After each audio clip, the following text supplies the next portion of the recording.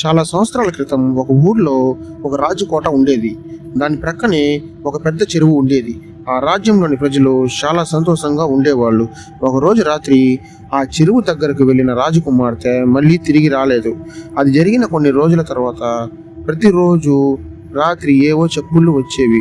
ప్రతి అమావాస్య రోజు రాత్రి చెరువు దగ్గర ఒక అమ్మాయి ఏడుపు వినిపించేది. చెరువులోని నీళ్లు ఎర్రగా మారిపోయేవి. కోట దగ్గర గజ్జెల శబ్దాలు, ఎవరో నిల్చున్నట్టు నీడలు కనబడేవి.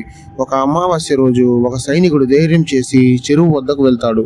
చెరువులో చంద్రుడి ప్రతిబింబం కాకుండా రాజకుమార్తె ముఖం ఉంది.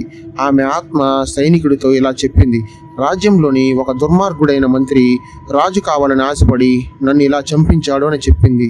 నిజం తెలుసుకున్న సైనికుడు వెంటనే ఆ మంత్రిని బంధించి ప్రజల ముందు ఉరితీసి చంపేశాడు.